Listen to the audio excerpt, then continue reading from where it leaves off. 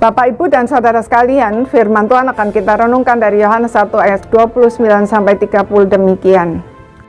Pada keesokan harinya, Yohanes melihat Yesus datang kepadanya dan ia berkata, "Lihatlah anak domba Allah yang menghapus dosa dunia. Dialah yang kumaksud ketika kukatakan, kemudian daripadaku akan datang seorang yang telah mendahului aku, sebab dia telah ada sebelum aku." Saudara-saudara sekalian, seorang pemberita kebenaran dinilai bukan dari betapa fasihnya dia berbicara, tetapi dari isi beritanya.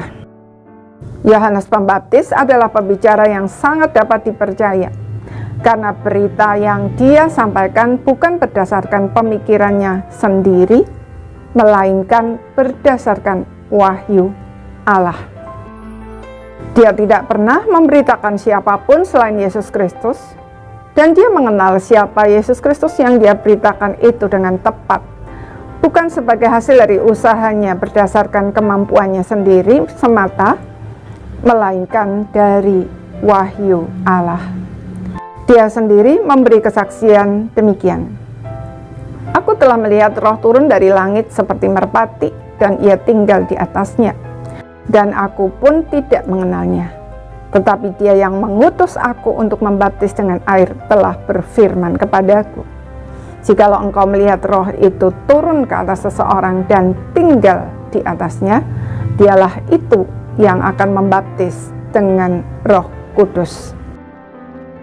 Maksudnya, Yohanes memang mengenal Tuhan Yesus sebagai anak Maria, tetapi hanya oleh Roh Kudus dia dapat mengenal siapa Tuhan Yesus yang sesungguhnya. Karena itu Yohanes dapat menunjuk kepada Tuhan Yesus dan berkata dengan tegas, "Lihatlah anak domba Allah yang menghapus dosa dunia."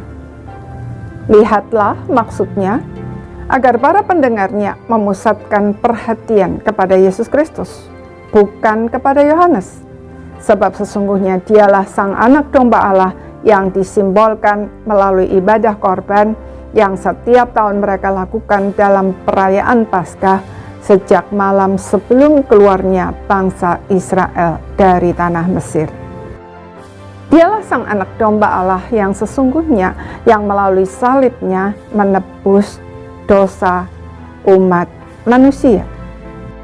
Saudara, untuk mengetahui konsep anak domba yang setiap tahun dikorbankan, semua orang Yahudi memang mempelajarinya sejak kecil. Tetapi untuk mengenali Yesus Kristus sebagai sang anak domba Allah yang sejati, membutuhkan wahyu Allah. Apalagi untuk mengenali Yesus Kristus sebagai Allah yang sudah ada sejak kekal, tidak mungkin pikiran manusia yang terbatas bisa menjangkaunya. Namun, Yohanes dengan tegas berkata bahwa Yesus Kristus yang secara jasmani dilahirkan sesudah Yohanes lahir sebenarnya sudah ada sejak kekal. Saudara, Alkitab adalah wahyu Allah yang setiap orang bisa mempelajari dan memberitakannya.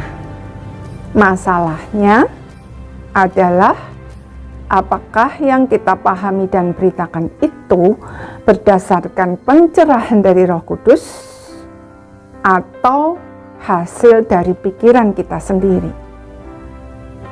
Karena itu, mari kita mohon Tuhan memberi kita hati yang peka untuk mendengar suaranya dan membedakannya dengan suara-suara yang lain, sehingga kita dapat menjadi pembicara kebenaran yang dapat dipercaya seperti Yohanes.